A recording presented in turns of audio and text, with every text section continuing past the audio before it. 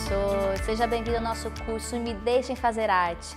Eu sou Marla Littke, sou autora do livro de didáticos de artes e música do Fundamental 2, mas nesse curso nós vamos ver sobre o ensino artístico na educação infantil. Fique comigo aqui nos próximos minutos e a gente vai descobrir como acrescentar um pouco mais de som, de cor, de traço e de movimento ao dia a dia escolar. Você conhece muito bem as crianças que você lida e você sabe que criança nessa faixa etária, ela se expressa através da arte. Ela brinca com música, ela brinca com o corpo, ela brinca através do desenho, ela se expressa através da arte de uma forma muito natural. Só que no decorrer da vida a gente acaba perdendo um pouco essa naturalidade pela arte, em grande parte pela forma como a sociedade e como a escola lida com a arte. A gente valoriza muito o produto final da arte e não o processo. A gente esquece que o próprio processo é um meio educativo de aprender arte. Então, como nós devemos lidar com a arte em escola? Sempre de forma muito lúdica, muito leve, sem, contudo, perder o respeito da arte como conteúdo. A arte não é entretenimento, por mais que a criança se divirta através da arte, para ela é um conhecimento único e imprescindível que o professor deve tratar com muito respeito, com planejamento. A escola precisa expandir o repertório visual, artístico, auditivo da criança, apresentar músicas, pinturas, esculturas, levar crianças a exposições, a espetáculos, para que a criança então aprecie a arte, se alimente de arte, dialogue com a arte e através desse contato com a arte, ela possa aprender a exercer a sua criatividade. Por isso que nesse módulo nós vamos apresentar as características do aprendizado artístico nessa faixa etária dos 3 aos 5 anos e um resumo das estratégias para o ensino de desenho, de música, expressão corporal e teatro a partir dos parâmetros da nova Base Nacional Comum Curricular. Vamos começar falando quais são as características gerais da criança de 3 a 5 anos. A criança de 3 a 5 anos, ela representa simbolicamente os elementos da vida cotidiana e também do imaginário, ou seja, ela consegue representar através do desenho, da ensinação, da fala ou das brincadeiras, coisas que ela vive no dia a dia. A criança ela consegue também imitar através da voz, ela consegue imitar através do corpo, ela consegue fazer jogos de faz de conta, ela consegue se imaginar na situação de outra pessoa ou criar também situações imaginárias. Pensando nisso, nós vamos abordar agora essas características dentro das diferentes linguagens. Eu vou falar especificamente do desenho, porque o desenho é a base para as demais artes visuais. O desenho para crianças de 3 a 5 anos é uma ferramenta importante, não apenas de prazer estético. Para ela, o desenho é uma forma de comunicação e expressão dos pensamentos, dos sentimentos, da realidade. Então, a criança tem uma necessidade natural de se expressar através do desenho. E como eu falei, o desenho é muito importante porque ele serve de base para as outras modalidades das artes visuais. Pintura, escultura e gravura, tudo começa a partir do desenho. Por isso que a gente deve dar uma atenção especial ao desenho nessa fase dos 3 a 5 anos. Como a gente já conversou, a imaginação da criança ela é enorme, ela é muito criativa, mas ela precisa ter acesso a diferentes tipos de materiais para que ela exerça a sua criatividade de forma prazerosa. Se ela ficar sempre com os mesmos materiais, o mesmo lápis de cor, o mesmo tipo de papel, com o tempo perde a graça. Então a gente tem que oferecer diferentes tipos de materiais de pintura, diferentes tipos de tinta. Tinta guache, tinta para pintura no corpo, tinta feita de elementos da natureza, giz de cera, carvão e por aí vai. Diferentes suportes para desenho. Em vez do papel branco, a gente pode oferecer jornal, pode oferecer madeira, um espelho, o próprio chão, conchas, pedras, folhas, por aí vai. No nosso texto de apoio tem uma tabela com uma lista de materiais para pintura, de suportes e também acessórios, adereços que podem enriquecer o trabalho do desenho. Então lá no texto você vai encontrar várias sugestões. Eu vou citar agora alguns equívocos quando a gente lida com desenho na escola, especificamente na educação infantil. Quando a gente pega, por exemplo, um desenho, uma folha em branco com contorno de algum desenho, de algum objeto, um contorno estereotipado mesmo, em que a criança tem que pintar, apenas pintar, preencher aquele desenho com cor, ou se não, com bolinhas de papel crepom, ela tem que colar. Um outro equívoco que acontece também é pedir que a criança pinte as coisas da forma que elas realmente são. Por exemplo, o sol só pode ser amarelo, a grama só pode ser verde, o céu só pode ser azul. Às vezes a criança ela tem uma outra ideia de alguma criatividade que ela quer fazer o sol roxo, por exemplo. E às vezes o professor, não, você tem que fazer dessa cor e isso cria uma certa barreira. O ideal é você conversar com a criança. Por que você fez dessa maneira? O que você estava imaginando? E assim você consegue entender qual foi o processo que fez a criança chegar àquela cor. Então, o professor deve tratar com muito respeito o desenho que cada aluno faz. Para ele é uma forma de expressão dos sentimentos, da vida dele. Então, quando o aluno fizer um desenho, pergunte: por que você fez isso? Como você fez isso? Em vez de perguntar o que você fez, que às vezes ele não deixou tão claro no desenho, você não entendeu, mas para ele está muito óbvio.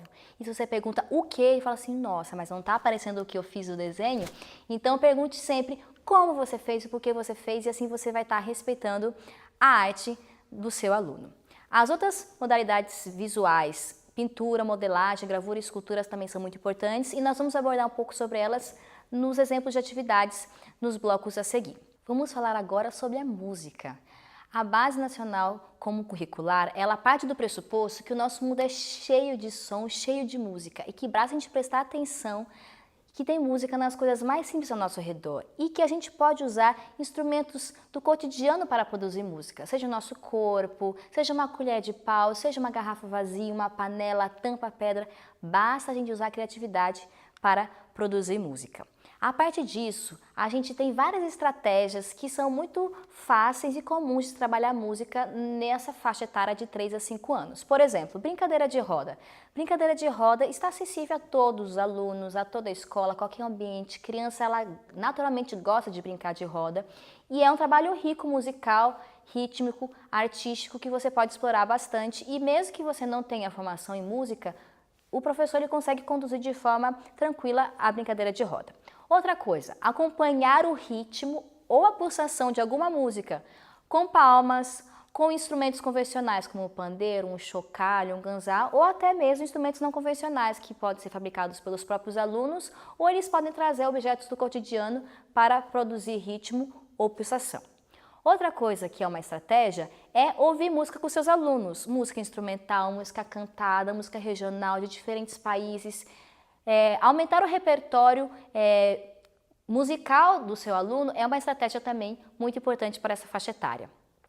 A base também estipula para a gente que eles têm que aprender a diferenciar as qualidades do som. E a criança realmente nessa faixa etária ela já sabe dizer se um som ele é agudo, se ele é grave, se ele é forte, se ele é fraco, se ele é longo, se ele é curto.